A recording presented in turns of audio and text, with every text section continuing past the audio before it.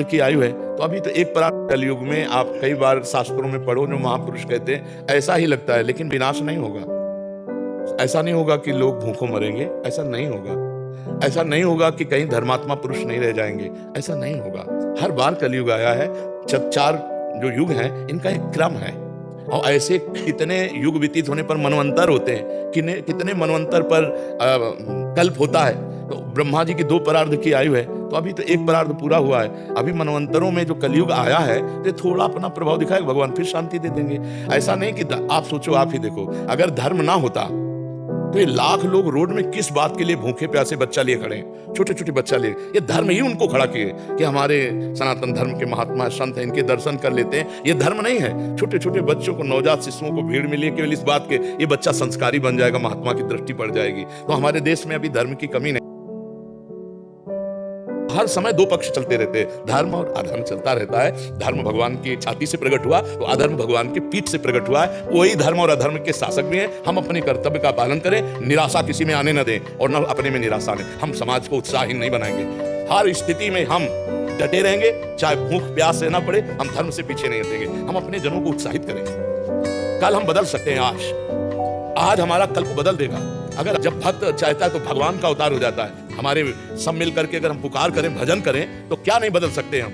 एक महात्मा हजारों को बदल सकता है, अगर 1000 मिल जाए तो लाखों को नहीं बदल कर दें। हमारे नौजवान कह रहे हैं मैं विरक्त होकर भगवान का भजन करना चाहता हूँ, अभी अगर अपनी स्थिति में आ जाओ, भजन करें तो हजारों का मंगल कर देंगे। तो हमें उत्साहहीन किसी को नहीं करना। पृथ्वी बंजर हो जाएगी, ऐसा नहीं हो सकता, क्योंकि भगवान ने सृष्टि की रचना की है, तो भगवान की जिम्मेवारी पालन करना भी है। वो ऐसा नहीं होने देंगे। अगर एक जगह कहीं बंजर होता है तो दूसरी जगह कहीं बहुत उत्पत्ति कर देते हैं। अगर एक जगह कहीं हानि करते हैं तो दूसरी जगह बहुत लाभ कर देते हैं। ये 3 सिस्टम है उनके, सृजन, पालन और संहार, और तीनों बराबर होते रहेंगे।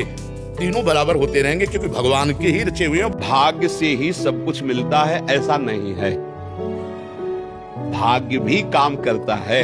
जैसे बहुत पढ़ लिख करके ग्रेजुएट हुए, लेकिन प्रारब्ध इतना बुरा है, नौकरी नहीं मिल रही, तो बेचारे गांव के कार्य कर रहे हैं या छोटी मोटी दुकान कर ली, और ऑफिसर रैंक की पढ़ाई की हुई है। और एक है कि ऐसे घर में जन्मे हैं कि जमींदारी पहले से ही है, और न पढ़ने में रुचि न किसी क्रिया में रुचि, लेकिन वो बहुत सांसारिक सुखों को भोग रहे हैं। यहाँ प्रारब्ध देखा जाता है। लेकिन एक है कि बहुत गरीब घर में जन्मा, बहुत मुश्किल से उसके माता पिता ने पढ़ा पाया, पर उसने जी जान से मेहनत की, इतना पुरुषार्थ किया कि वो गांव में सबसे बड़ा आदमी बन गया।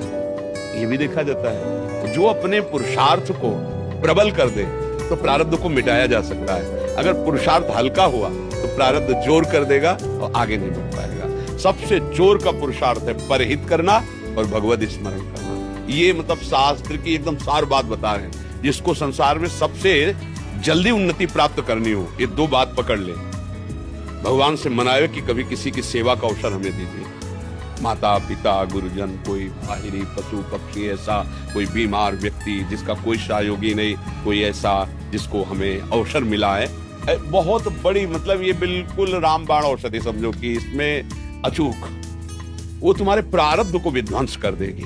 जहां तुमने किसी असहाय की बिना स्वार्थ के, बिना कुछ लेने की भावना के, और तन मन धन वचन से सेवा की और भगवान का स्मरण किया, ये तुम्हारे पूर्व प्रारब्ध का नाश कर